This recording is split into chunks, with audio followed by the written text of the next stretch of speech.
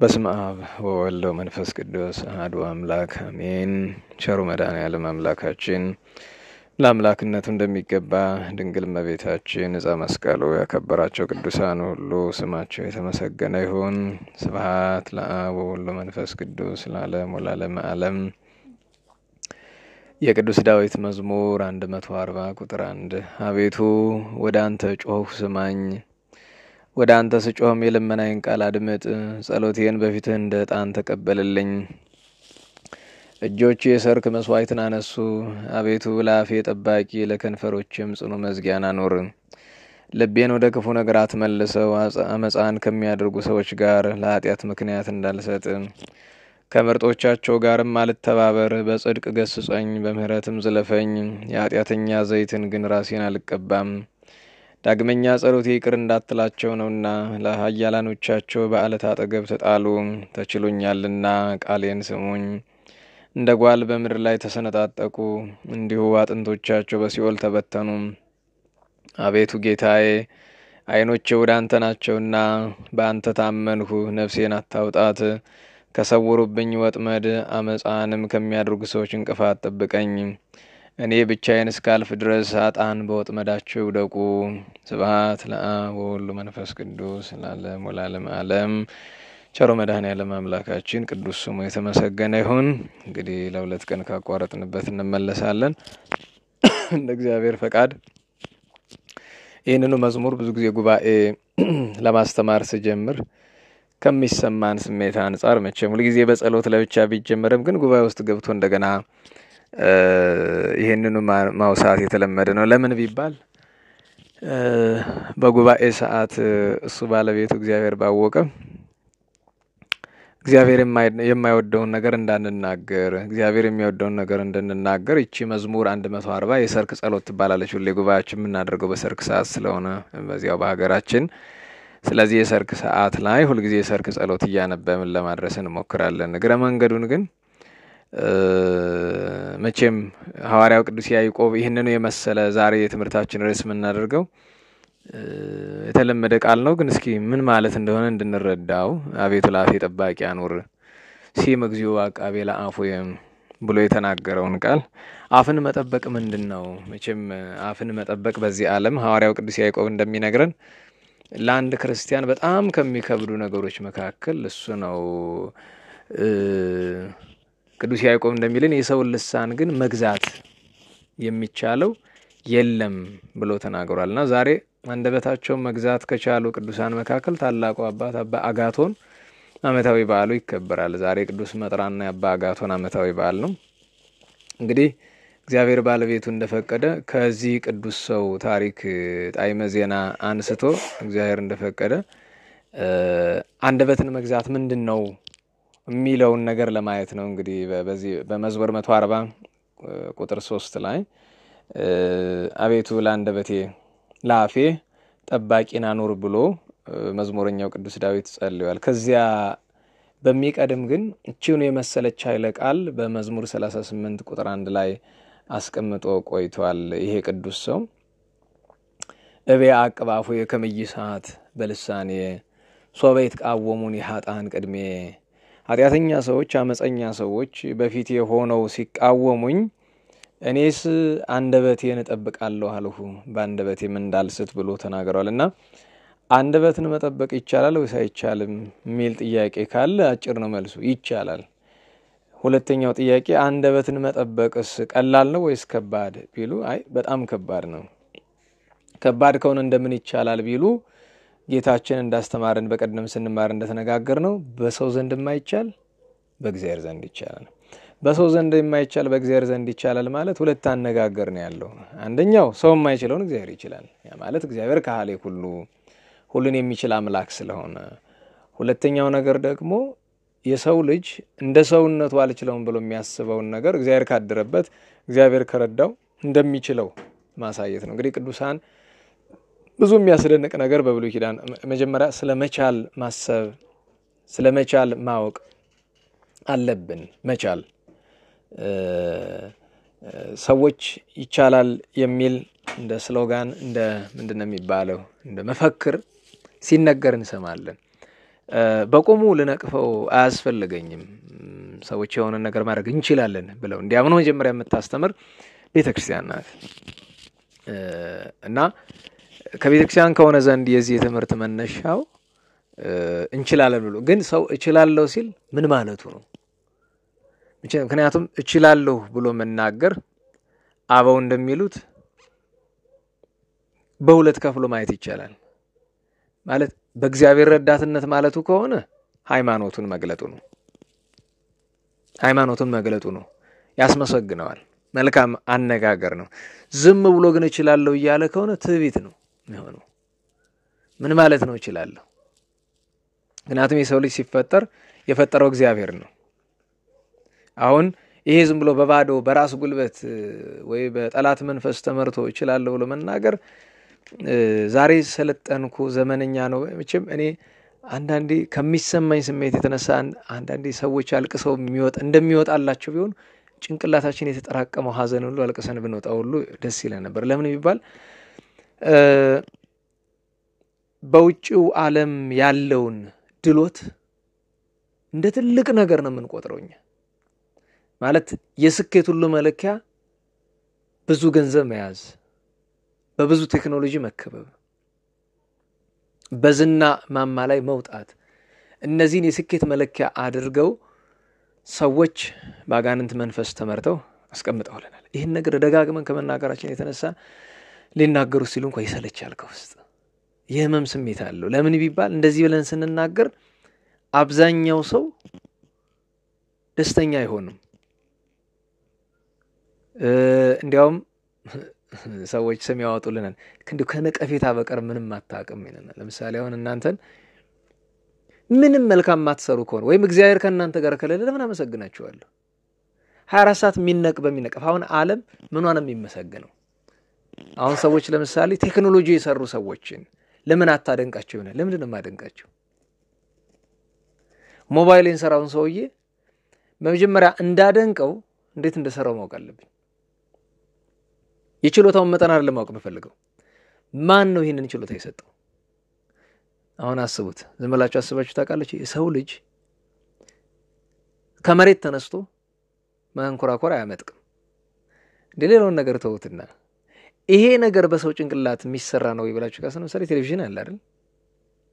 ይሄ ቴሌቪዥን ከአሜሪካና ከአውሮፓ ስርጭት ሲተላለፍ እዛ ያለው ድምጽ በማይክሮ ሰከንድ ልዩነት እኛ መጥቶ ድምጹን ምስሉን እናየዋለን አይደል? እንዴት የሳይንስ ሰዎች ምን ይሏቸዋል? ስለ ሞገድ ስለ ዌቭ ሊያወሩላችሁ ጥረት ያደርጋሉ። ነገር ግን አንድ ማወቅ ያለብን ነገር አለ። የሰው ልጅ ጭንቅላት የሚሰራበት መጠን አለው። ሳይንስ የሰው ወይ በአጋንንት ወይ በእግዚአብሔር መንፈስ ከአቅም በላይ የሆነውን ነገር እንደሚሰራ ሰው እንዳያቅ ምንድነው የሚሉት? በሳይንስ የሚባል አለ በጣም ያልቀና አባባል። የሰው ልጅ ጭንቅላት ያለውን አቅም አይጠቀምበትም። አብዛኛው ሰው 1% 2% ተጠቅሞበት ነው የሚያርፈው የሚሞተው ይላሉ። እኔ እንደዚህ ብሎ ለማለት ያበቃቸው ምን እንደሆነ በጣም አዝናለሁ። እግዚአብሔር እኛን ሲፈጥረን ፍጡር ነን፣ እኛ ፈጣሪ አይደለንም። እንደ ፍጡርነታችን ህሊናችን መጠን አለው፣ ገደብ አለው፣ የሚያስብበት የሚሰራበት። ከዛ ውጭ ነው ለምሳሌ ሰሎሞን ነበር። ጠቢቡ ቅዱስ ሰሎሞን ዛሬ ዓለም ካለው ቴክኖሎጂ በላይ ቴክኖሎጂ ነበረው በቤት ውስጥ እጅግ አስገራሚ። ያውም ዛሬ ለምሳሌ የሌለ ከሚባለው አንዱ የቅዱስ ሰሎሞን ይሄ መድረኩ ማለት ነው፣ ይሄ ቤቱ ውሃ ነው፣ ግን ሲረግጡት አያረጥም። መስታወት አይደለም ጀስ ውሃ ነው፣ ግን እግር አያረጥም። እንዴት ነው የሚቻለው እንደዚህ? እግዚአብሔር ስለሰጠው። እግዚአብሔር እንዴት ነው የሰጠው? የእግዚአብሔር ሰው ሆኖ እግዚአብሔርን አምልኮ እግዚአብሔርን ደስ አሰኝቶ እግዚአብሔርን ለምኖ። አንድ ሁለተኛ በታሪክ እንደምንረዳው ለምሳሌ እንደነ ሲሞን መሰሪ ያሉ ሰዎች ባጋንንት መንፈስ በአውሮፕላን አይደለም ዝም ብሎ ያርጉ ነበር፣ ወደ ደመና ይሄዳሉ ዝም ብሎ። በእኛም ሀገር በጥንቆላ በመተት ካንዱ በሩ አንዱ ቦታ የሚሄዱ ሰዎች አሉ። ይሄንን ማን ያደርግላቸው? ጠላት፣ ጸራዊ። እና የሰው ልጅ ከሆነ መጠን በላይ የሚሰራቸውን ወይ ለምሳሌ ቅዱሳን እንላለን ኤልያስ ሰማይን ለጎመ ሰማይ እንዳታዘን ባለው ቀጥ ሰማይ ሰውን ማድረግ ይችላል አይችልም ከዛ ሲፈልግ ደግሞ አዝንም አለው አዘነመ ሰው ማድረግ ይችላል አይችልም ከዛ 50 ለቃ ከ50 ወታደር ጋር መጥቶ የእግዚአብሔር ሰው ብሎ ቢያሾፍበት ሰማይን እሳት አዝንም አለው ሰማይ እሳት አዝንም ስላልነው አያዝንም ይሄንን የሚያደርግ በኤልያስ ያደረ እግዚአብሔር ነው ማወቅ ያለብን ነገር ቅዱሳን ታምራት ሲሰሩ የሞተ ሰው ማስነሳት ይችላል አይቻል አሁን ለምሳሌ ሳይንስ ከዚህ ሁሉ ቴክኖሎጂ ደረስኩ ብሎ የሞተ ሰው ማስነሳት ይችላል አይችልም ምክንያቱም ሳይንሱ ደረስኩበት ምክንያት የእግዚአብሔር መንፈስ ከዚህም በላይ ብዙ ማስደረግ ይችላል ያጋንንት መንፈስ መጠን አለው ምክንያቱም ስራው ባጋንንት መንፈስ እንደተሰራ መናገር ለምሳሌ ቴክኖሎጂ ነክሮ እንደዚህ በየሰናገር አንተ ቴክኖሎጂውን እየተጠቀምክ ያጋንንት መስጥላን ቴክኖሎጂ ኖራል ኖረ ለኔ ጉዳይ አይደለም የሰው ልጅ በዚህ ዓለም የሚያስፈልገው የዕለት ጉርስ ያመት ልብስ ነው እሱን የሚሰጥ ማን ነው እግዚአብሔር ነው አንዳንድ ሰው ምን ይላል ለምሳሌ በጤና ለምሳሌ ስትታመም በቴክኖሎጂ አይደለም ተታከም ይለኛል እምነተ ጎዶሎ ሆኜ ነው እንጂ ለመታከም ሐኪም ቤት መሄድ ያስፈልጋል ክርስቲያን ሲታመም ሁለት መንገድ ነው ያለው አይደል ይድን ዘንድ ፈቃድ እግዚአብሔር ከሆነ ጸበሉ ያድንም ሚሳነው ነገር አለ እምነቱ ስለዚህ ጸበልና እምነት የሚያድነኝ ከሆነ ቴክኖሎጂ ለምን ያስፈልገኛል ጥንት አባቶቻችን እንዴት ነው የኖሩት መች ነበር ቴክኖሎጂ ሲያማቸው በእግዚአብሔር አይደለም ያድናቸው ስለዚህ ቢያመኝም እግዚአብሔር ያድነኛል ቢረበኝም እግዚአብሔር የፈጠረውን ፍስነ ፍጥረት እበላለሁ ቢጠማኝም ውሃ ጠጣለሁ እሱ የፈጠረውን ብታረዝም እርሱ ከፈጠረው ፍጥረት ተፈቀደልኝን ለብሳለሁ እና ትልቁ ነገር ራሳችንን እግዚአብሔርን ለመርሳት ከምንወስድባቸው መንገዶች መካከል አንደኛው ጨርሶ ለዓለም ምቾት የሚሆነው ለነፍስ ከተሰራው ቴክኖሎጂ ሁሉ ለነፍስ የሚረባል አሁን ሰው ምን ይላል እንደዚህ ቆም በሞባይል መታስተምረውን እየቀረስክ ያለው እኮ በቴክኖሎጂ ነው ይለኛል መጀመሪያውን የችግር የመጣ ሰዎች በሞባይል ቀርጾ የውጭ ልጆችን ማስተማር ጀመረ በሞባይል መቀርጾ ለራሴ አይደለም ምን ያደርግልኛል በሞባይል የሚቀርጸው ሰዎች ያንኑ አመጻ ፍለጋ ውጭ ሀገር ሄደው ከዛ እንደገና ጨንቋቸው እግዚአብሔርን ሲፈልጉ አማራጭ ሲያጡ አይደል እንደገና በዚህ በአመጻ ጌታ እኮ በአመጻ ገንዘባችሁ ወዳጅን አፍሩበት ይላል እና አንዳንዴ ይሄንን የምንለው ምንድነው አው ዘመኑ ላይ ያለውን ነገር እየተጠቀመን ነው የምንጠቀምበት ምክንያት ግን እንደዛ እንዳንኖር ተደርገን ስለታሰርን ነው እንጂ አስቡት ቴሌቪዥን አለማየት ይቻላል ባላይ ምን ይቀርብኛል ኢንተርኔት አለመጠቀም ይቻላል ምን ይቀርብኛል ሞባይል አለመያዝ ይቻላል ምክንያቱም ሞባይል ባልነበረበት ጊዜ ኩኛ ነበርን እኔ እኮ በእድሜ ደርሼ ሞባይል ያልነበረበት ስልክ የሚባል ተጠቅሜ ያላቀም በፊት ቴሌቪዥን የሚባል ይቻላል ሰዋት ምን ቀረ ሌላ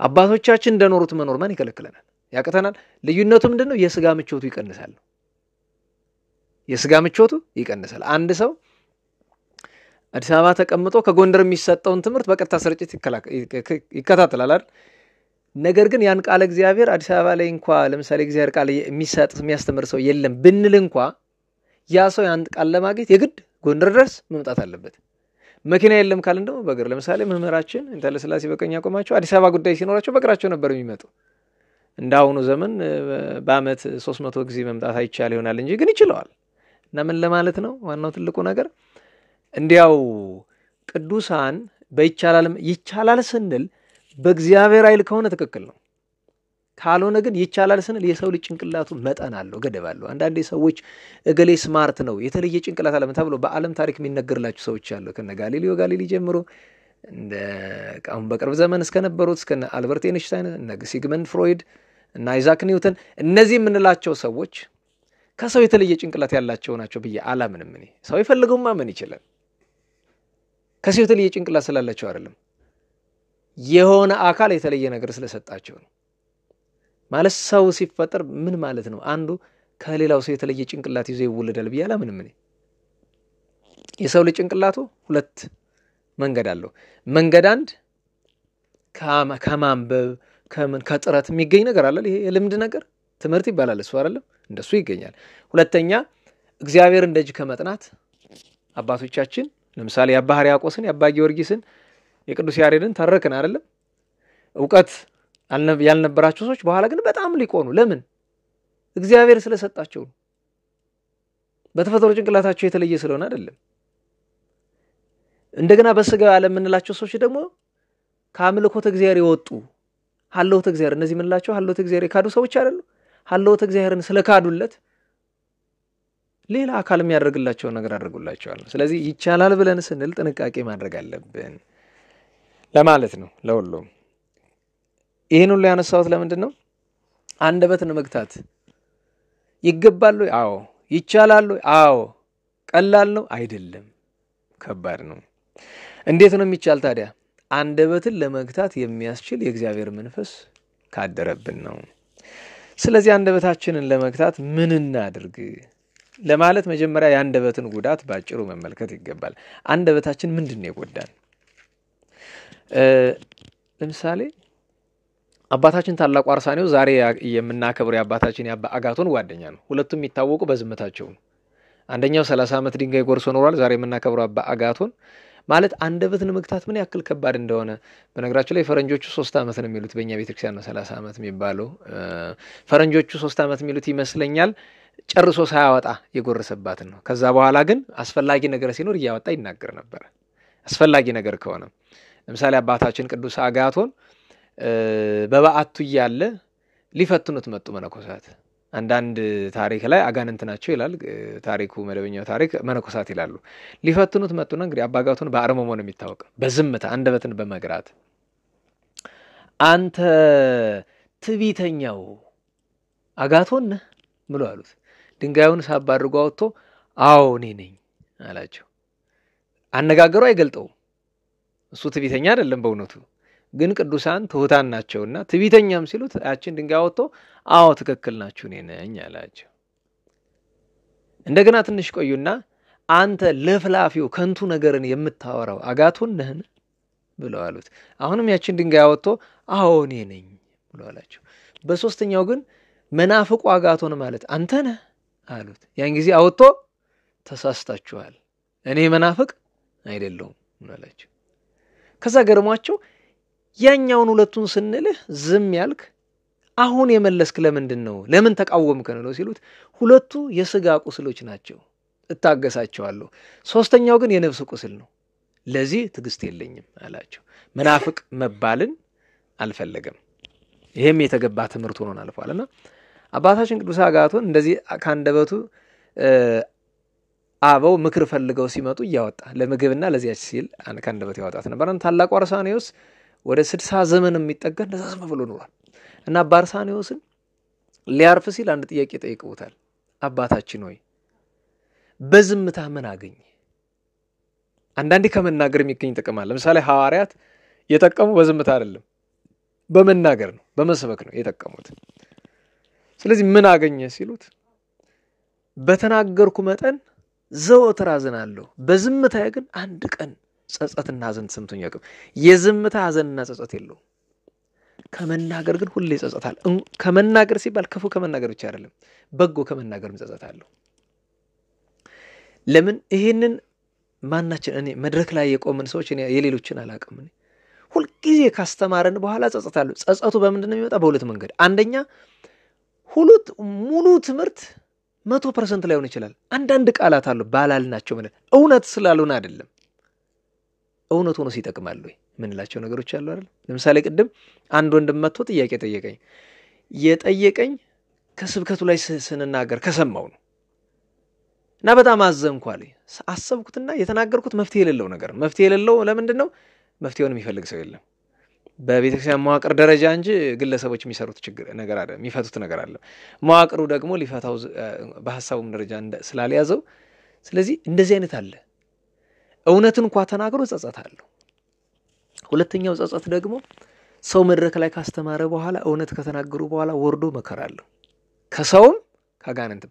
ያን ሲገረፍ ያ መከራ ቢቀርብኝስ ብሎ ያጸጽታል። እውነት ሰው ነና ፍጡር ደካማ ለዚያው ኃጢአተኛ ተሆነ አስቸጋሪ ነውና መናገር መልካም ተናግረው እውነት ተናግረው እንኳን ጸጸታለሁ እና ይሄንን ማሰብ ይገባል በእውነት እና አባታችን አባ አርሳኒዮስ እኔ ዘወትር ጸጸት የለኝምና አርሳኒዮስ ታዲያ በምን ይናገር ነበር ቢሉ በህይወቱ በእንባው ይናገር ነበር የሰው ልጅ በእንባው መናገር ይችላል አንዳንድ ሰው መድረክ ላይ ወጥቶ ከሚሰብክ አልቅሶ ቢወርድ እኮ ይበልጥ ነው አልቅሶ የሚያስለቅስ ሰው አለ እኮ አልቅሶ እንዲያውም የአባታችን የቅዱስ ጎርጎሪዮስ ዘላይ ላይ ግብጽንና የአባ ስምዖን ዘአምድን ታሪክ የሚተርከው አበው ምን ይላሉ አባ ስምዖን ዘአምድ ምሰሶ ላይ ቆሞ ሲጸልይና ሲያለቅስ አመፀኛ የሚባሉ በዝሙት በኃጢያት በማጅራት መችነት በዚህ በምንድን ይባል በሽፍትነት የኖሩ ሰዎች ፊቱን ትክ ብሎ አይተው ንስሐ ይገባሉ ምንኛ መታደል ፊቱን አይቶ እንባውን አይቶ በቃ ንስሐ ይገባል አባ አርሳኒዮስ እንደዛ ነበር አባ አጋቶን እንደዛ ነበርና አንደበት ምን ያህል እንደጎዳ ማየት ከተፈለገ መንፈሳዊውንም አገልግሎት ዓለማዊውንም ነገር ማየት ነው ሌላው ተውትና የአንደበትን እሳትነት ማወቅ ካስፈለገ ስለ ቃላት ጉልበት ሲነገር የአሜሪካን ፕሬዚዳንት የሚናገራት አንድ ቃል ዓለምን እሳት ታደርጋለች ለምሳሌ የአሜሪካ መንግስት ባንድ ሀገር ላይ ለምሳሌ ሊቢያ ላይ ጥቃት ይደርስ ብሎ አዘዘ አይደል ባራክ ኦባማ አሁን ሊቢያ ምንድነች አንዲት ቃል ነው የተናገረው ጥቃት እንዲፈጸም አዝዣለሁ አለ ጠቅላይ ጦር አዛዥ ስለሆነ ዛሬ ሊቢያ ምንድነች ፈራርሳ አስቡት እንኳን የአንድ ሀገር የአንድ ግለሰብ ነው እስኪ ዛሬ የመንን ተመልከቷት ሳይሪያን ተመልከቱ አፍጋኒስታንን ተመልከቱ ኢራቅን ተመልከቱ አንዲት ቃላት ስንናገራቸው ሀገር የማፍረስ አቅም አላቸው ቃላት ስንናገራቸው ሰው ይሰብራሉ በነገራችሁ ላይ አንዳንዴ በቃል የሰበርነው ልብ በቃል አንጠግነው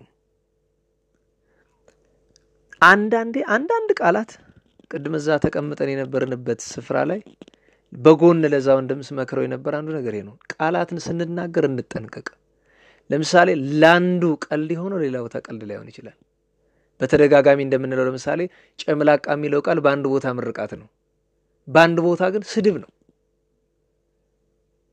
አፋችን እንዳመጣ በተለይ እዚህ የመሃል ሀገር ትልቁ በሽታ ሰው ሁሉ አፉ እንዳመጣ ነው የሚናገር ለምንድነው ሰው ከመናገሩ በፊት ያ ቃል ኮንቴክስቱ ምንድነው እኔ ጭንቅላት ላይ ያለውን አይነት ትርጉም እዛ ሰው ላይ አይኖርም እንዴ አንደበታችን አለመግራታችን ልባችን ያለመግራታችን መገለጫ ነው ሰው የሆነ ነገር ሲናገር ማሰብ አለበት እኔ ገጥሞኛ ቃል እንደውም ባለፈው ጉባኤ የተናገርኩ ነበር ቃል ምንም እንኳን የተናገረው ነገር ለምሳሌ እናትና አባቴ ሞተውብኛል ብላ ስትል አረ መልካም ነው መንግስቱን ያውርሳቸው እንኳንም ታገላገሏት እቺን ክፉ ዓለም በየተናገርኩ ግን ስህተት ነበርኩ ቃሉ ትክክል ነው ከዚህ ዓለም ያኛው ዓለም ይሻላል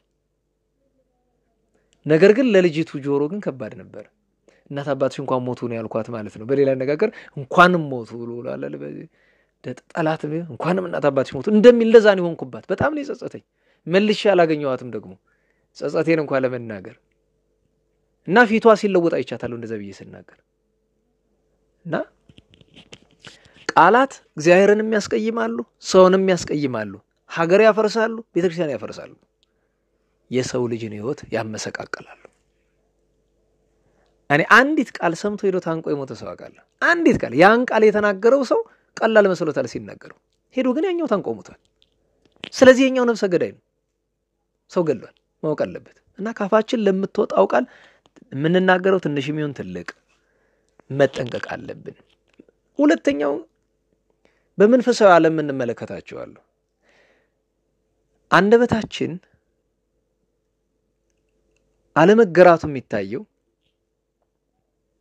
ሰዎች መዝሙርን ዘምሮ ለወጣው ካፋቸው የሚወጣው ነገር ለእግዚአብሔር ይመጥናል ወይ እኔ ለምሳሌ ጌታችን መድኃኒታችን ኢየሱስ ክርስቶስ እንዲያው ክብር ምስጋና ይድረሰውና ለፈጣሪያችን አንዳንድ መዝሙር ተብሎ የሚወጡ ቃላት አሉ ማለት የመዝሙሮችን ስንኞች በጠቅስ ያው ሰው ቅር ይለዋል ያው ምን ወዳቸዋለሁ የሚላቸው ሰዎች ስለሆኑ በጣም የማይመጥኑ ለፈጣሪ የማይመጥኑ ቃላትን እንጠቀማለን ለምን ልክ ፕሮቴስታንቱ ዓለም እንደሚያደርገው ጌታችን ተራ ጓደኛቸው ለቱ ስባት አይደለም ያስመስሉ እንደብሎ ለቀለ ጓደኛ ሲጠራ እኮ አክብሮት አለው ወደ ስብከት አገልግሎቱን ብንመጣ የምንናገረው ቃል ስንናገረው መስፈርቱ ምንድነው? ማለት አንድ ሰው ሲሰብክ ሰዎችን ለማስቀየም ብሎ መስበክ የለበትም። ግን ይቀየማሉ ብሎ ደግሞ የእግዚአብሔርን እውነት ደግሞ መጋረድ መሸፈን የለበትም። የእግዚአብሔርን እውነት ስለ ሰው ፍላጎት ሲል መደበቅ የለበትም። እግዚአብሔር ተናገር ያለውን ነገር መናገር ቅድም ብለናል። ንግግር ሰው ሊሰብር ይችላል ብለናል አይደለም? በእግዚአብሔር ከእግዚአብሔር ጋር ንጽጽር ንግባ ከተባለ ግን ሰዎች ያዝናሉ ብለን ግን የእግዚአብሔር እውነት አንሸሽገውም። ለምን ቢባል ሸሽገናቸው ገሃነመ እሳት ቢወርዱ ነው የሚሻለው ወይስ እውነቱን ነግረናቸው? አሁን ለምሳሌ አባቶቻችን ይላሉ ባለ መድኃኒት አላል ኮሶ መድኃኒት ያዘጋጃል፣ ይመራል፣ ይጣፍጣል፣ በጣም መራራ ነው አይደል? ስለዚህ ይመረዋል ብሎ ይሄ ሰው ኮሶ ይግደለው ወይስ እየመረረውን ቢለው ሊግተው ይገባል? ከመሃል ላይ ትንሽ ማር ልውስ ሊያደርግለት ይችላል አይደለም? ከዛ ለማደፋፈር ሊቀምስለት ይችላል። ከመጠጣት ግን ካስተወው ይመረዋል ብሎ ያ ሰው ይሞታል። እና አንደበትን ዝም ማስባል ብቻ ሳይሆን ስንናገርም መልካም በሚመስል ንግግር ውስጥም ጉዳት አለ። እሱንም ማስተዋል የተገባ ነው። ከዚህ ሁሉ በላይ ግን ዛሬ የከበደ ነገር ቅድም እንዳልኳችሁ ሰው በሀገርም ጉዳይ በሀገር ፖለቲካ ሁሉ ተንታኝ ነው። እኔ ገርመኛል። ለምሳሌ አሁን የጦርነት ወሬ ለምሳሌ ጦርነት የሚካሄድበት ቦታ ላይ የወታደራዊ ትንታኔ ይሰጣል። የሚሊተሪ ቅንጣት ታክል ሙያው አይደለም። ሚሊተሪ የሚለው ቃል እንኳን ምን እንደሆነ የማያውቅ ወታደር የሚለው ቃል እንኳን ምን እንደሆነ የማያውቅ ሰው ትንታኔ ሲሰጥ ይውላል። ይሄንን የሚያደርግበት አንድ አፉን መቆጣጠር ስለማይችል ነው። ሁለተኛ በዚህ ዘመን በዚህ በኢንተርኔቱ ከመናገር የሚገኝ ገንዘብ አለ። እውነቱን ብትናገሪ ገንዘብ አይገኝም። ለምን? ሰው አይመለከተውም። ስለዚህ የግድ ፈጠራ ወሬ ኢንተርኔት ላይ ብዙ ገንዘብ የሚሸቅሉ ሰዎች የአርቲስት የሚባሉ ሰዎችን ሲያጋቡ ሲያፋቱ ነው የሚውሉ።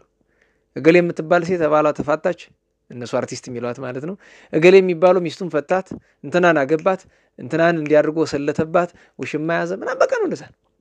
የሚገርመው ነገር የእግዚአብሔር ቃልን የሚያዳምጠው ሰው እና ያንን ብናየው ያንን ቆሻሻ ነገር ያውም የውሸት ያውም ቆሻሻ ነገር የሚያዳምጠው ሰው 100-200 እጥፍ ይበዛል።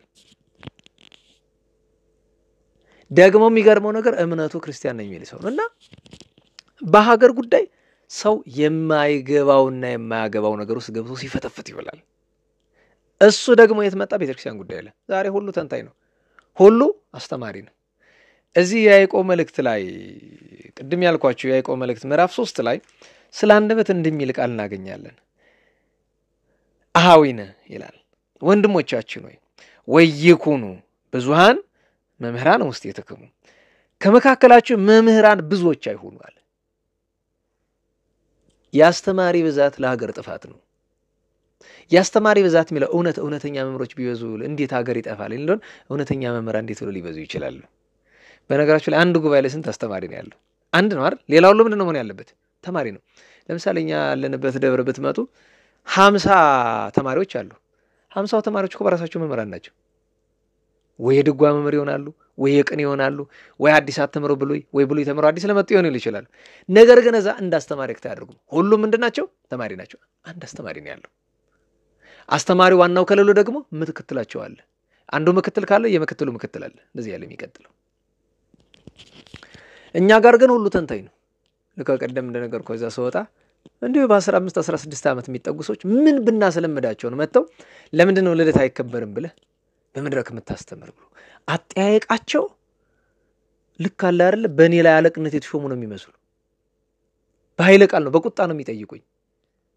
አላውቃቸውም እኔ እንጂ ምናልባት እንግዲህ እነሱ ያውቁኝ ይሆናል፣ መቼም ያውቁኝ ይሆናል ይጠይቁኝ። መንገድ ላይ ስራዬ ብሎ አስቆሞ ፀሐያናታናቴን እያለ በኃይል ነው በቃ በጉልበት ለምን እንደዚህ ብለህ ታስተምራለህ?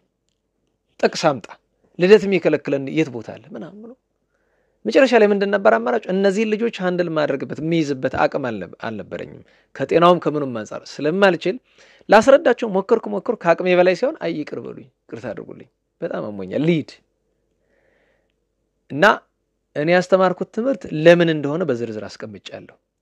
ያ ከተስማማችሁ ሰዩ፣ ካልተስማማችሁ ሌላ ካለ ማየት ትችላላችሁ። ሰዎች ደግሞ ይሄ ብቻ አይደለም ይመጡና ብዙዎች የማያስተምሩትን አንተ ለምን እንደምታስተምር ይሉኛል። እንደዚህ አይደለም መጠየቅ ያለበት። መጽሐፉ ላይ ያለ ወይስ የለም ነው? የንታይሉ የለም መጽሐፉ ምንድነው ማለት ዳኛው ማን ነው? መጽሐፍ ነው። መጽሐፉ ላይ ካለ 1000 ሰባኪ ያስተማረው አላስተማረው ጉዳይ አይደለም። ካለ አለ ነው። መምህራን አይብዙ ማለት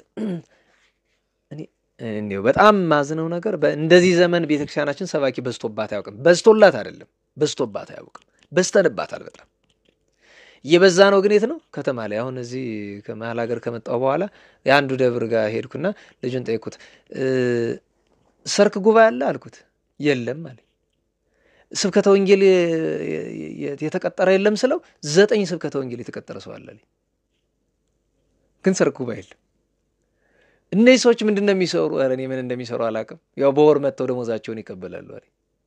እነሱን ለመውቀስ ፈልጌ አይደለም። አስቡት።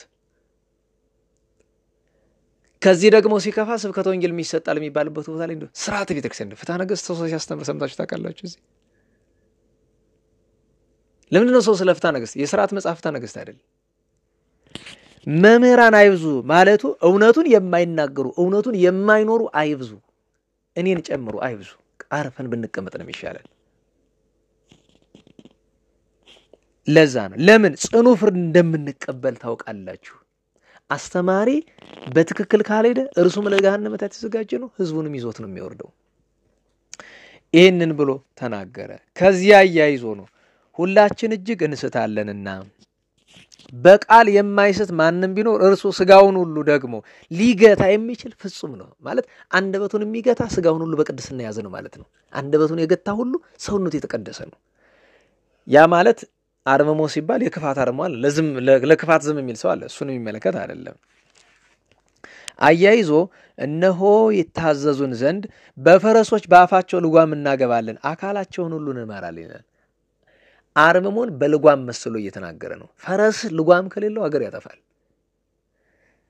ይህንን አመጣና ሁለተኛ ምሳሌ አመጣ። እነሆ መርከቦች ደግሞ አካላቸውን ያክል ታላቅ ሲሆን በነፋስ ኃይል ይነዳሉ ይመለሳሉ። ሰው ምንን ያክል ታናሽ በሆነ መቅዘፊያ ይመልሳቸዋል። በመቅዘፊያ አንድም ደግሞ ይሄ መርከብ ላይ ያላል እንደ መሪ የሚጠቀሙበት ወደ ፈለገው ያዞራቸዋል። እንዲሁ ምላስ ትንሽ አካል ናት፣ ታላላቅ ነገርንም ታመጣለች። እነሆ እጅግ ትንሽ የሆነች እሳት ይህንን የሚያክል ጫካ ታቃጥላለች ብሎ ምሳሌ አመጣ። እሳትን አንዲት ክብሪት ጫር አድርገው ጫካ ውስጥ ይጥሏታል። ስንት ሄክታር ደን አቃጥላ ታድራለች። ምላስም እንዲሁ ናት አለ። ምላስም እሳት ናት። እነሆ ትንሽ ምላስ በሰውነታችን ውስጥ አመጽ የተመላበት ዓለም ናት፣ ስጋንም ትበላዋለች ይላል። ታረምጾ ለስጋን እንዳለው ውስጣዊ ሰውነታችንን ትጠብሰዋለች፣ ከገሃነም ይልቅ ታቃጥላለች ይላል። የአራዊትና የወፎች የተንቀሳቃሾች በባህር ያለ ፍጥረት ወገን ሁሉ ለሰው ይገዛል ተገዝቷልም። ፍጥረት ሁሉ ተገዝቷል። የሰውን ምላስ ግን መግዛት የሚቻል አይደለም። ክፉ ናት፣ አቅምም የላትም፣ የሚገድል መርዝንም የተመላች ነው። ይቀጥላል በእውነት እንዲህ ያለ እና እንደዚህ ከሆነ ጉዳቱ አሃዊነ ምን ተነግበር ነው። ታዲያ ምን እናድርግ ከሆነ ምላሳችን እንቆጣጠር ዘንድ ልምምድ እናድርግ። ምላስ ሲባል አፍ ብቻ አይደለም። ዛሬ ምላስ ምን ሆኗል? የሞባይል በተን ምላስ ሆኗል አይደል? ሰው በአፉ ለመናገር መድረክ የለው ሚዲያ የለው ማለት ሰው ለራሱ ምንድነው የሚያደርግ? የፈለገውን ነገር መጻፍ። እሱ ራሱ አፍ ነው። በአፋችን ለመናገር የሚያምረንን ነገር ነው ፌስቡክ ምናምን ትያለን የምንጽፈው። ሁሉ ክፍታፍ ነው። ሁሉ ክፍታፍ። ዛሬ ክፍታፍ ያልሆነ ስንት ሰው ነው ያለ? ክፍታፍ ብዬ ስናገር የመጀመሪያውን የመሆኔን ሳረሳ ማለት ነው። ለምን አስታውሳለሁ ትልቅ አባት ክፍታፍ ብለው የገሰጹኝ ዕለት እውነታቸው ነው። ክፍታፍ ነኝ። ዛሬም ይሄን ሁሉ መለፈለህ ክፍታፉኝ ነው። ባሎንማ ወንድሞቼ አባቶቼ ከወደቁበት ቦታ ወድቄ እገኝ ነበር። በዚያም እጠቀም ነበር። ምክንያቱም ምላስ ይጠብሳል።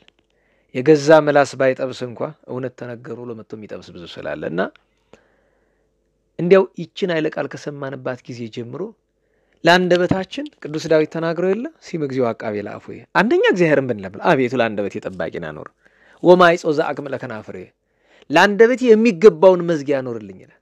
የሚገባው መዝጊያ ያሉት ዝምታ የማይገባበት ጊዜ አለ። ቤተክርስቲያን እየተበደለች እውነት እየተገፋች ዝም ማለት አይገባም። አንደበትን እግዚአብሔርን ከማመስገን ዝም ማሰኘት አይገባም። ስለዚህ የማይጾ ዘአቅም ይለዋል። ስለዚህ አንደበቴን ጠብቅልኝ ብሎ መለመን ብቻ ግን አይደለም። ለምሳሌ ነገ ሲነጋ አንደበትን ለመቆጣጠር ማሰብ የመጀመሪያው ለመቆጣጠር መሞከር ነው። ከመናገራችን በፊት እንዲህ ብዬ ብናገር መጀመሪያ ደረጃ የምናገረው ነገር ከግል ስሜቴ ነው ወይስ እውነት ነው? አንድ እሺ እውነቱም ሆኖ እንዴት ልናገረው? ብናገሩ ይጎዳል ይጠቅማል? እሱን ማሰብ። ከዛ ደግሞ ተስቶን የተናገርነው ነገር ወዲህ እግዚአብሔርን ወዲህ ሰው እንደሚያስቀይም ካወቅን ሁለት ነገር ማድረግ፣ ይቅርታ መጠየቅ፣ መጸጸት፣ ላለመድገም ጥረት ማድረግ።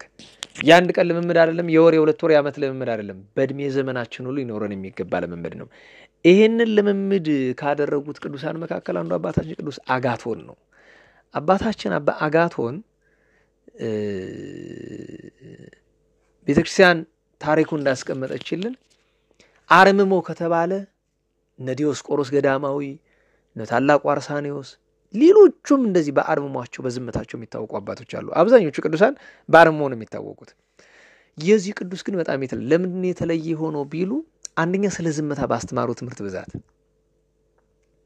ሁለተኛ ነገር ዝም ለማለት አንደበትን ለመግታት ሙልሙል ድንጋይ በአፉ ልክ የሆነ ሙልሙል ድንጋይ አፉ ላይ ጎርሶ ይኖር ነበር።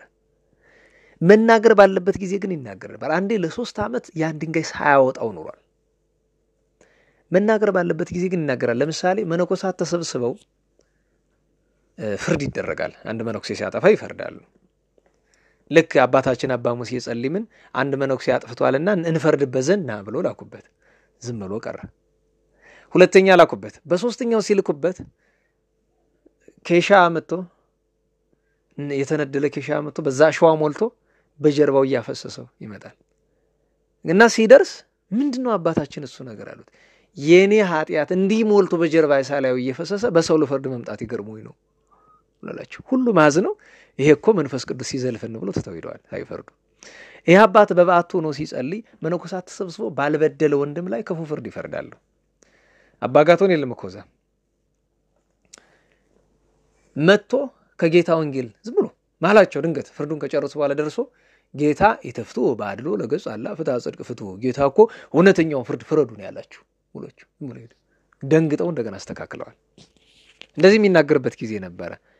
አበው ሲመጡ ለምሳሌ አንድ ቀን ደቀ መዛሙርቱ መጡና አንድ ክርስቲያን ወይም አንድ መናኝ ወደ ገዳም ከሄደ ወይም አንድ ክርስቲያን ወደ ቤተክርስቲያን ከገባ በኋላ ለአገልግሎት ከገባ በኋላ ጥሩ መሆን የሚችለው መልካም እግዚአብሔርን ማስደሰት የሚችለው እንዴት ነው አሉት። እግዚአብሔር እንዲደሰትብህ ሕይወት የቀና እንዲሆን ከፈለክ የመጀመሪያ ቀን ስትሄድ እንደነበረ አይነት ሰው ሁን ሁሉ ጊዜ። በጣም የሚገርም ነው። ወይም በአባታችን አባ አጋቶን ምንድነው ሁሌ እንደ እንግዳ ኖር። ለምሳሌ ነው እዚህ እንግዳ ነኝ። እንግዳ በመሆኔ ምክንያት ጠባይን አርሜ ተጠንቅቄ እንዳላስቀይም አይደለ ተጠንቅቄ ሁሌ እንደ እንግዳ የሚኖር ሰው እግዚአብሔርንም ሰውንም አያስቀይም። ይሄን ወደ አገልግሎቱ እንወሰደው። መጀመሪያ ቀን ሰው ቤተክርስቲያን ሲሄድ ያለው ፈራ እግዚአብሔር እየቆየስ ቤተ መቅደሱ ምኝታ ቤቱ ይመስላል እየቆየ አሬ ቤቱን ያክል ማናከብረው ቤተ መቅደስ ውስጥ ገብቶ ስልክ ያወራል ብዙ ነገር ይላል። አሰነት ማርያም ብንባል ሌላም ብንባል ዛሬ ፈራ እግዚአብሔር መቼም ሩቅ ናትና ይሄ አባት ምን ይላል? እንደ እንግዳ ኑር፣ ከሰውም ከእግዚአብሔርም ያኖር ይሄ ነው ይላል። ከዚህ አያይዞ አባታችን አባ መቃሪዎስ እንግዲህ አባ አጋቶን የአባ ጴሜን ተማሪ ነው። ከአባ ጴሜን በኋላ ደግሞ ከአባ እስክንድር ጋር ኖሯል። አባ እስክንድር ማለት ደግሞ የአባ አርሳኔዎስ አርሳኒ የና አባ አጋቶን ትልቅ ነው በእድሜ። ምክንያቱም እና አባ አርሳኔዎስ ካረፉ በኋላ ወደ 20 እና 30 ዓመት እና አባ አጋቶን ቆይተዋል። እና አባ አጋቶን ደግሞ እና አባ ባውማን የመሳሰሉ ቅዱሳን ወልደዋልና አባ መቃሪዎስ ነበር በዚያን ጊዜ ገና አላረፈም ነበርና ታላቁ መቃሪዎስ አጋቶን ወንድሜ ሆይ አንደበትህን ያክል ሰው ክፉ ነው ወይ ብሎ ይለዋል። እኔ በነገራችሁ ላይ አንዳንድ ኃይለ ቃላትን መቼስ አንደበትን የፈጠረው እኮ ባለቤቱ እግዚአብሔር ነው። እሱም ባለቤቱ ራሱ ያውቃል። ግን አንደበት ያን ያክል ክፉ ናት ወይ ብሎ ሲለው እነዚህ አሁን እየተመለከቱት ያሉት የአባ አጋቶንን ገድል የሚገልጽ ጽሑፍ ነው። በያው በሌላ ቋንቋ የተጻፈ ነው። በእኛ ቋንቋ ብዙ ለማግኘት ስለሚቸግር የመለሰለት ነው። ከማይቆጣጠሯት ምላስ በላይ ለሰው ልጅ ጾር የለም፣ እርሷ የፈተናዎች ሁሉ የመከራዎች ሁሉ እናት ናት ብሎ ተናግሮታል። የማይቆጣጠሯትን ምላስ ያክል ጾር የለም። አሁን አስቡት ምን አለ? የፈተናዎች ሁሉ እናት ናት። የዝሙትም እናት እሷ ናት። የነፍሰ ገዳይም እናት ናት እሷ ናት። የሐሜትም እናት እሷ ናት። የውሸትም እናት እሷ ናት። የአመፃ ሁሉ እናት እሷ ናት። ለምን? ሰው አንደበቱን ሲቆጣጠር ልቡን መቆጣጠሩ ነው። ቅድም እኮ ያዕቆብ ተነግሮ ሁሉም መግዛት ቀላል ሆኗል፣ አንደበትን መግዛት ግን ቀላል አልሆነም። ይሄንን ብሎ ተናግሯል። የሁሉ ፈተናዎች ሁሉ እናት ናት ብሎ እስከመናገር ሌሎችም ስራዎች ነበሩት አስገራሚ። ለምሳሌ መንገድ ላይ ከደቀ መዝሙሩ ጋር እየሄደ አተር ፈሶ አዩ። አባ አጋቶን አልፎት ሄደ። እንግዲህ ይሰቡት መነኮሳት ናቸው፣ የሚበሉት የላቸው እና አባቴ ልልቀመው አለው። አባ አጋቶን ዞሮ ድንጋዩን አውጥቶ ልጄ አለው። አቤት አንተ ነህ በተንከው አለው። ኧረ አባቴ አይደለም አለው። ስለዚህ ያላስቀመጥከው ለምን ታነሳለህ? ያንተ አይደለም እኮ ብሎ ልፍ ብሎ ሄደ። እሺ ብሎ ደቀ መዝሙር እንግዲህ አስቡት የታንሰ ዘያነበረ ከሚባለው ያላስቀመጥከውን ነገር አታንሳ። መንገድ ላይ ወድቆ የተገኘ ነገር አልፎ መሄድ። እኔ በነገራችን ላይ ብር መንገድ ላይ ወድቆ አይተው ብን አልፈ ነው ብንሄድ ምን ችግር አለ? ለምን 10,000 100,000 አይሆንም? ችግር አለው? ከኋላችን የሚመጣን ሰው እንደሚያነሳው ይታወቃል። ያን ሰው አንዳንድ ሰው ምን ይላል? አንስተህ ለድሃ ብትሰጠው። ለድሃ ለምንድን ነው ካለኝ የማልሰጠው? ከራሴ ወላ 10 ሳንቲም ቢኖር ያለችን እሷን የማልሰጥ። ሰው ያላስቀመጠውን ነገር ለምን ያነሳል? ስርቆት ከዛ ነው የሚጀምረው። ከዛ ያድጋል። ከመንገድ የወደቀ ነገር ከማንሳት ነው ስርቆት የሚጀምረው፣ ሌብነት። እግዚአብሔርስ እኛን ሊፈትን አስቀምጦት ቢሆንስ? እሱ ብቻ አይደለም። ሌላ ቀን አንድ አባት አንድ መነኩሴ መናኝ መጣና አባት ሆይ አለው። አቤት ባንተ ጥላ ስር ልሁን ልጅ ልሁን አለው። ዝም አለው፣ አልመለሰለትም። በኋላ ሲመጣ ልጅ አለው። አቤት አንተ ከኔ ጋር መሆን አትችልም አለው። ለምን አለው? መንገድ ላይ ንብረት ያልሆነ ነገር አንስተሃል። እንግዲህ በጸጋው እግዚአብሔር አውቆበት ነው። እንዲህ ያለ ልጆቹን ያስተምር የነበረ ቅዱስ ደግ ሰው ነው። በሌሎች የሚያስገርሙ ትምህርቶችም ይታወቃል። የሱን የዚህን ቅዱስ ሰው ዜና ሕይወት የሚናገሩ መጻሕፍት በአብዛኛው እውነት ለመናገር ወደ አርምሞ ያተኩራሉ እንጂ ከአርምሞ ውጪም እጅግ የሚገርሙ ንግግሮች አሉ። ለምሳሌ ስለ ሥርዓተ ምንኩስና ሲናገር ወይም ደግሞ ስለ ምናኔ ትምህርት ምን ይላል? ስራ የሚወድ መነኩሴ ተዋጊ ነው። ለምሳሌ በጦር ሜዳ በጣም ኃይለኛ የሚባል ወታደር አለ አይደለም? በዛ ምሳሌ ይመስላል። ይሄ ኃይለኛ ወታደር ማንም ጠላት እንደማይነሳው ሁሉ ስራ የማይፈታ መነኩሴ ደግሞ ተዋጊ ነው። ያ ማለት ስራ መፍታት ለመነኮሳት በጣም ትልቅ በሽታ ስለሆነ። ከዛ ውጪ አባ አጋቶን እንዲህ ይል ነበረ። እኔ ማንም ሰው በእኔ ላይ እንደተቀየመ ካወቅኩኝ ወደ በዓት ያልገባም። እኔም በማንም ሰው ላይ መቀየም ልቤ ላይ ካደረ ወደ በዓት ያልገባም። ይሄም እኮ ቅዱስ ጳውሎስ የተናገረውን ይመስላል አይደለም? ቁጣ ፀሐይ ሳይገባ ቁጣችሁን አብርዱ ብሎ የተናገረው በቃ ማንም ሰው በእኔ ላይ እንዳዘነብኝ ካሰብኩኝ ወደ ቤቴ ዝም ብዬ አልገባም። እኔም ካዘንኩበት እሱም ቢያዝንም እኔም ባዝንበት ሄጄ አወርዳለሁ ብሎ አባታችን እስከ መናገር ደርሷል። ሌሎችም እጅግ የሚገርሙ ምናልባትም ቆጥረን ማንጨርሳቸው ከዚህ ሁሉ እንግዲህ ወደ ዋናው አንድ የቅዱስ አባታችን የአባ አጋቶን መጽሐፍ የሚለው ሰላም ለአጋቶን አምሳለ በቀልት ዘፈሬ ክምር ጽድቁ እስከ አስተራየ ነው የሚለው። እንደ ዘንባባ ያፈራ ጽድቁ ቅዱስናው ቸርነቱ በጎነቱ እንደ እህልን ገበሬ እንደሚከምሩ እንደዚያ ተከምሮ ይታይ። መቼም የዝምታ ዋጋ ምን ያክል እንደሆነ እንግዲህ አባቶቻችን እንኳን ሲጽፉለት ይህን ያክል አድንቀው ጽፈውለታል። እንግዲህ አንዲቱን ታሪክ ብቻ እናውሳትና ከዛ ብንጨርስ ይመረጣል።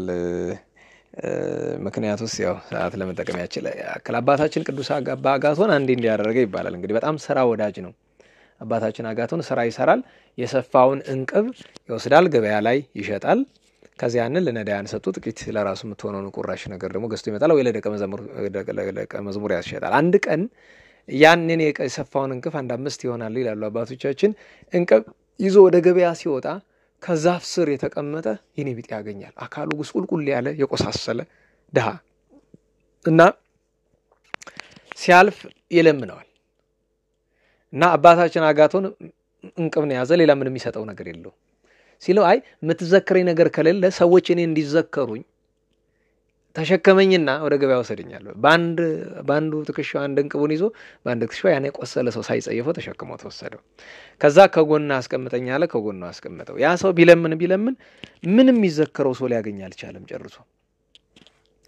እና የሚዘከረው ሰው ስላላገኘ ሲጠብቅ አባታችን አባ አጋቶን አንዷን ሸጠ። ስንት ሸጥከው ይለዋል። ይሄን ያህል ይለዋል። ስጠኝ ይላል። ስለ እግዚአብሔር ይጠራበታል፣ ይሰጠዋል። አሁንም ቆይቶ አባ አጋቶን አንዷን ይሸጣል። ስንት ሸጥከው ይለዋል። ይሄን ያህል ይለዋል። ስጠኝ ይለዋል፣ ይሰጠዋል። እንደዚያ እያለ ሁሉን ወሰደበት። አባ አጋቶን ያን ሲጨርስ ቀና ብሎ እግዚአብሔርን አመስግኖ ሊሄድ ሲል በል እንጂ ወደ አመጣኸኝ ቦታ መልሰኝ ይለዋል። እንደገና ሳያዝን ተሸክሞ ይወስዳል። አላ ውረድልኝ ሲለው አልወርድም ይለዋል። ከዚያ ከጥቂት አፍታ በኋላ ከትከሻው ይነሳለታል። ሲያየው መሬት ላይ የለም፣ አየር ላይ ነው ያለው። ያ የነበረው አካሉ የተቆሳሰለው ነገር የለም። ለካ መልአክ እግዚአብሔር ነው። እንዲያውም አበው ቅዱስ ሚካኤል ነው ይላሉ። የእግዚአብሔር መልአክ ነው ሲፈትነው እንደዛ ያደረገው። በዚህ ምክንያት ደስ ተሰኝቶበት ያ መልአክ ደግነትህን ጽድቅህን በእግዚአብሔር ፊት አቀርባለሁ ብሎ ያን ይዘው ለተረገው አበው ምን ይላሉ? ይሄ የትዕግስትም የደግነትም ጫፉ ይሄ ነው። ትዕግስት ንብረቱን እየወሰደበት ተሸከመኝ አውርደኝ እያለው መቻሉ፣ ደግነት ያለውን ሁሉ ጥሪት ሳያስቀር መስጠቱ። ሶስተኛው ፍቅር ነው። በጎ አድርጎለታል። ፍቅር ለተራበ ማጉረስ ለታረዘ ማልበስ ነው እንጂ ሌላ ትርጉም የላትም። ፍቅር ደግነት ናት፣ ሌላ ነገር የላትም። እና እንዲህ ያደረገ ቅዱስ ሰው ነው አባታችን አባ አጋቶን ባህታዊ የሚለው ስም እንግዲህ የሚያስፈልግ ለእንደዚህ ላሉ ቅዱሳን ነው በእውነቱና ይሄ ቅዱስ ሰው ዛሬ መታሰቢያውን ዓመታዊ በዓሉ እናከብራለን። ሌላኛው አረጋዊ ሰው ቅዱስ መጥራ ዛሬ ዓመታዊ በዓሉ የተከበረለት ሰማዕት ነው። ከእስክንድርያ ተነስቶ በዘመነ ሰማዕታት በመጀመሪያው ዘመነ ሰማዕታት በዘመነ ዳኪዎስ እነ ቅዱስ መርቆሬዎስ በተሰዉበት ጊዜ በእስክንድርያ ያለ ተጠርቶ መጥቶ ብዙ መከራ የተቀበለ ነው አባታችን አባ መጥራ አረጋዊ። በእርጅና ዘመኑ እርጅና ሳያደክመው ስለ መድኃኔዓለም ስም ምስክርነት ሰጥቶ የሞተ ነው።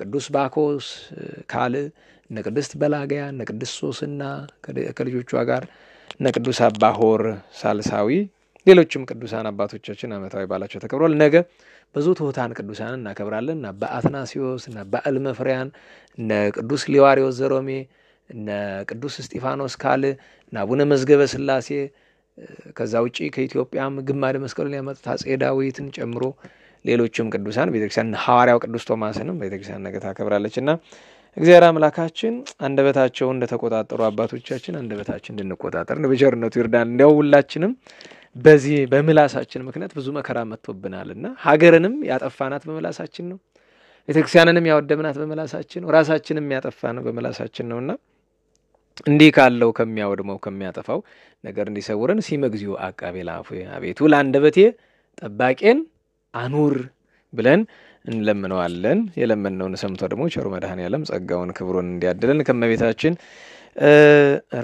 እንደው ዘመነ ጽዬ ሆኖ የመቤታችን አንዲት ነገር ሳላወሳ ስለዚህ አንዲት ኃይለ ቃል የመቤታችን ነገር ላውሳና እሱን ማጠቃለያ አድርጋለሁ። መቤታችን ድንግል ማርያም በስደቷ ጊዜ መቼስ ወደ ኢትዮጵያ መጣ ብዙ ነገር አይኗ አይቷል፣ ደስ ያላት ብዙ አለና ከነዚህ መካከል እንደው አንዱን መጥቀስ ይገባል። ሁሉ ጊዜ ስለሚያስገርመኝ ነው። አጭር ናት እንደው መቤታችን ድንግል ማርያም ልክ እዚያ ደራሲው በግብጽ የደረሰባትን ሲናገር ተንሲኢ ወንኢ ሌዋዊት ሐና ከሌዊ ከአሮን ወገን የተወለደች ሐና ኧረ ተነሽና ነይ ይላል። እንግዲህ ከመቃብር ይጠራታል። ትጽዋአኪ ወለትኪ ከመትራያ ሐዘና ልጅሽ እኮ ሐዘኔን ይይልኝ ያለች የጠራትሽ ነው። እምርስትኪ ወጻት ከርስትሽ አንቺ ካንቺ ዘንድ ከወረሰችው ርስት ማለትም ከኢየሩሳሌም ወጣች። ወተሰደት በድክትምና በመከራ በድካም ተሰደደች እኮ። ትበኪ እማያ ሃጋይ ኃጢአ በፍና ህፍነማይ ዘታሰቱ ለጽሙ ጻና ለተጠማ ሕፃኗ ልጇ ለጌታችን የምታጠጣው ጥርኝ ውሃ አታ እያለቀሰች እኮ ነው ብሎ ደራሲ ተናገራለ። ወደ ኢትዮጵያ ስትመጣ ግን ጣና ዳር አካባቢ ስትደርስ አንዲት ሴት አገኘቻቸው። ያቺ ሴት በፊታቸው ሰግዳ ምንም አታውቅም፣ አምላክ ይሁን አምላክ ናቱን አላወቀች፣ ብቻ እንግዳ መሆናቸውን አስባ በፊታቸው ሰግዳ ባሪያችሁን አትለፉኝ እቤቴ ተስተናገዱልኝ ብላቸዋለች። እመቤታችን ጌታን ብትመለከተው ስለ ደግነቷ አንግባ ብሏል። ከቤቷ ጥቂት ነው ነበር፣ ልክ ኤልያስ እንዳስገባቸው እንደዚያች የሰራፕታ መበለት ያችን ጥቂት ዱቄት ለውሳ አብልታ እሷ በቃ በረሃብ ልታልቅ ማለት ነው። ጌታ ግን ሲገባ ቤቷ በበረከት ሞልቷላታል። እንደው ባጭር አነጋገርና እመቤታችን ድንግል ማርያም በግብጽ እንደደረሰባት መከራ በሀገራችን ደግሞ በጎ ነገር አግኝታለችና የእመቤታችን ነገር ሳያወስ ማለፍ ስለማይገባ የእመቤታችን የጻማ ንግደቷ የጾመ ጽጌ ነገር የአባ አጋቶን የአባ መጥራ የሌሎችም ቅዱሳን አባቶች ቅዱሳት እናቶች ጸጋ በረከታቸው ይደርብን። ስብሐት ለእግዚአብሔር ልዑል ወለወላዲቱ ድንግል ወለመስቀሉ ክቡር ጸሳይል አሜን። ሰላም ያሳድረን። አሜን አሜን።